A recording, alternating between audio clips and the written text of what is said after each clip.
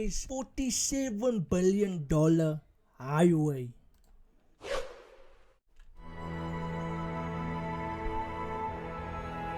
Does it look like The it's western AI? coast of Norway is home to some of the most dramatic landscapes on Earth. Carved by glaciers throughout the ages, some of these fjords stretch for 200 kilometres inland and are over a kilometre deep.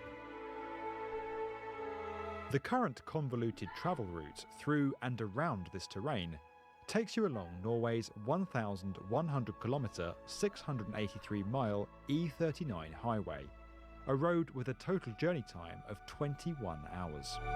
21. Now, the Norwegian Wait, so if you go through the whole highway, it's 21 hours. Whoa. government are working to improve access to services and residential and labour markets across the country's western regions by embarking on the largest infrastructure project in the nation's history.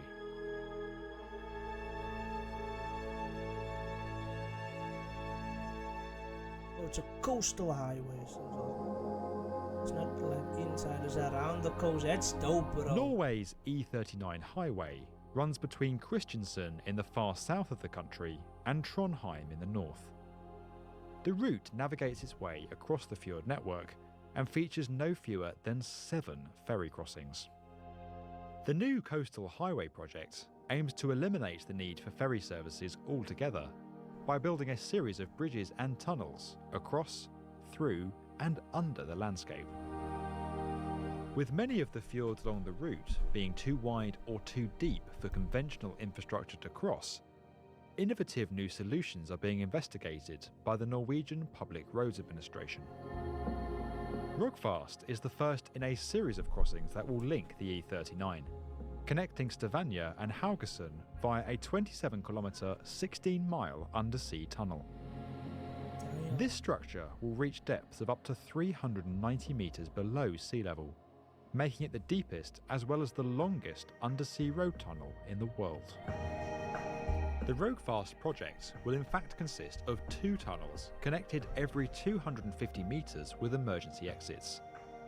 Each tunnel will have a lay-by at 500-metre intervals, along with telephone and surveillance cameras along the route. The tunnel will also feature a mid-route intersection with the island municipality of Kvitsøy, creating an undersea tunnel junction and connecting the island with the Norwegian mainland.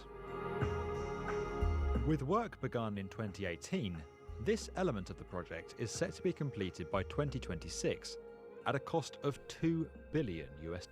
So this road, this coastal highway, I mean, is going to be completed this year? How far are they with the highway though? I want to know that. I'm going to check out how far they with it. Did they cancel or what? While the Rogfast works are already underway, the scale of some other fjords is presenting the project team with extreme engineering challenges. Bjørnafjord, located to the south of Bergen, stands 5 kilometres wide and reaches depths of 600 metres. To cross this challenging stretch of water, a proposal has been put forward for a floating bridge, anchored to the shore at both ends. The Sulafjord crossing has seen 2 possible solutions put forward. The first is for a 3-tower suspension bridge, with 2 of the bridge's towers anchored on land, and the 3rd central tower anchored to the sea floor, some 400 metres below the waterline.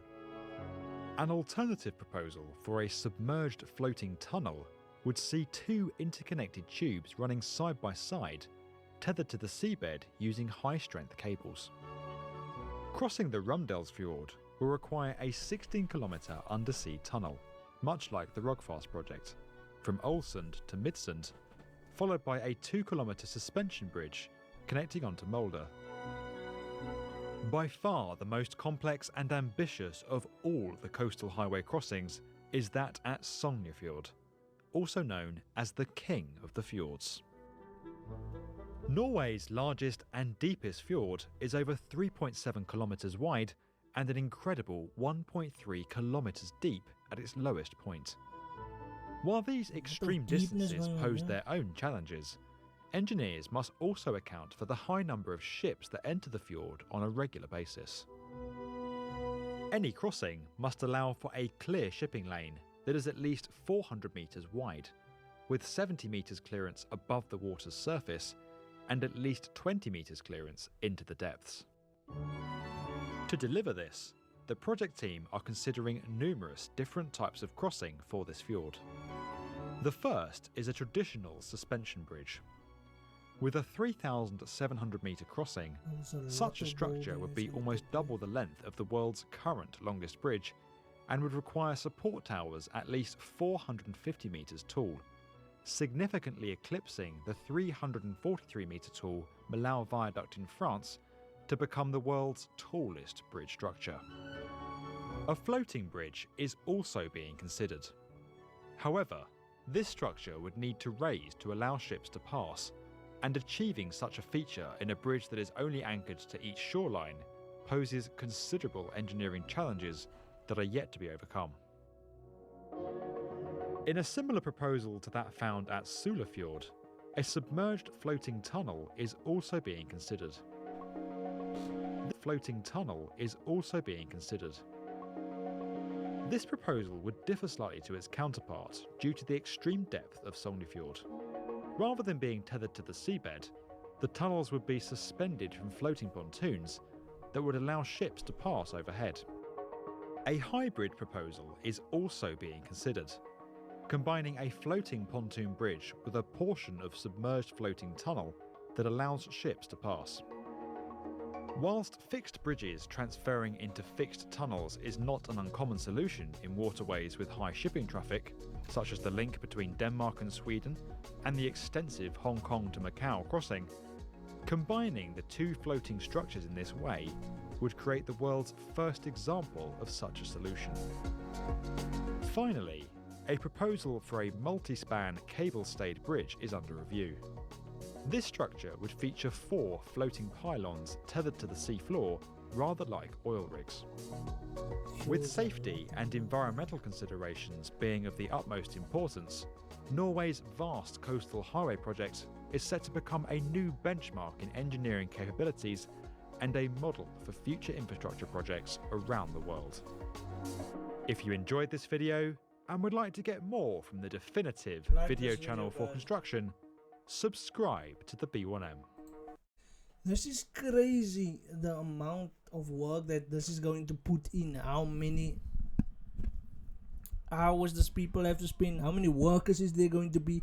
And it's also going to test the people's ability to build bridges, to do these type of construction, you know, these type of engineering. This is going to test people's like knowledge and things, and it's also going to create so much jobs. I'm sure it created so much jobs. It's now 2026. I'm going to see how far they came with the bridge, and maybe I will change the title up of this video to, you know, accommodate what they are supposedly building. I hope it's done though. But yeah, see you guys on the next one.